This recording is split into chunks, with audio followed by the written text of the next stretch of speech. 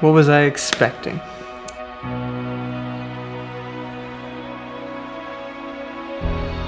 I didn't expect anything. I was just like, I know God's gonna be there, and I'm gonna be there, and it's gonna be awesome no matter what. I feel like for me, I had no idea what to expect because I really didn't know hardly anyone going into the trip, and I was just kind of trying to be open to let God work and to let Him do whatever it is He would do in that moment. And I think that really, having no expectations made things that much better.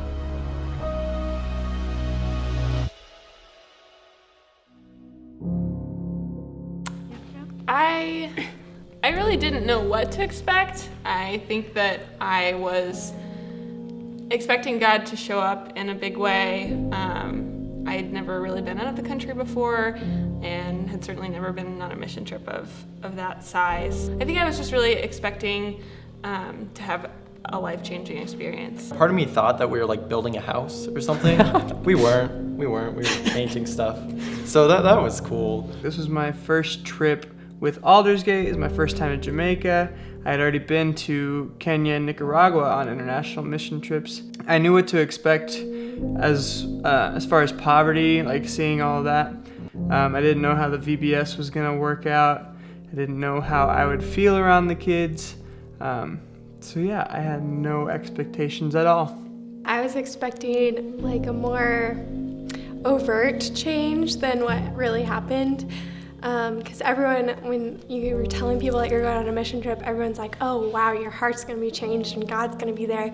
And I expected all those things, but I expected it to happen like on such a large scale. And what really happened was like every day something tiny happened to change my heart, or like as the day went on, you know, just things that we did or like discussions that we had would really open my heart, and I would really start to understand. It was cool to see how everything just kind of revolved into something that I didn't think was possible, and that just started from the ground, and now we're here. Start from the bottom that we. Just how, like, a random person would just come up and talk to you. We were at the airport, and this guy came up and talked to Bud and Caleb and I, and asked if we had any Bibles, and that he was an evangelist and he had some friends that he wanted to give the Bibles to. So we pulled two out of our suitcase and gave them to him, and he was very grateful.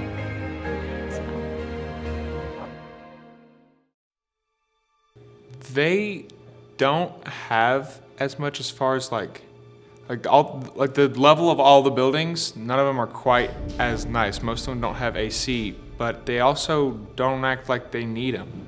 The poverty that surprised me, but even kind of the more middle class areas they looked like what we would think of as impoverished areas.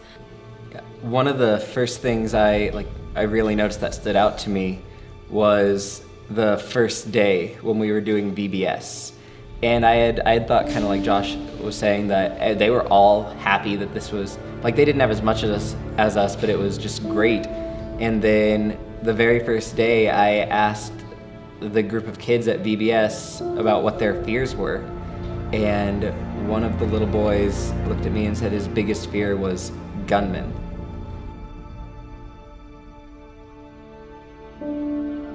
And that broke my heart, right there at the very beginning of the trip.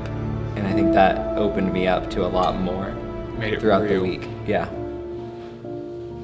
So during the trip, I had the opportunity to help lead the music for VBS. These kids just really soaked up everything that we were doing, and they were going full out during the songs, and I was not expecting that. I was expecting to feel extremely uncomfortable leading them in worship or in music time, and they just went full out and just made me feel very comfortable and made me feel like God was working through me and was being effective in these kids' lives. We got there the second day, and the first day had gone well. It'd been a little crazy, but I wasn't sure if we'd made an impact or not. I thought we did pretty good, but I wasn't really sure. Then we got there, and literally we were 15 minutes early, and kids were running down the hill to meet us there. And as soon as I got off the bus, Saffron gave me just the biggest hug and was so happy to see me. And it was apparent that they were happy we were there and that they could see God through us, and that made it all pretty special. One of the things I remember is at the end of the VBS, Dennis just gave a really simple message about the gospel to the kids, and was just like, hey, if you guys want to live for Jesus, we're gonna get in these groups, and just go up to one of your leaders and just tell everyone in the group that you wanna live for Him. And seeing all these kids in these groups get together and just talk to each of the leaders and just be like, I want to do that. I want this. That was really cool. I love cool. that. So There's also a part of our trip where we went to the St. James Infirmary, which is where a lot of elderly people who have disabilities, either mental or physical, they're there, and they're just they have a bed and they've got some belongings.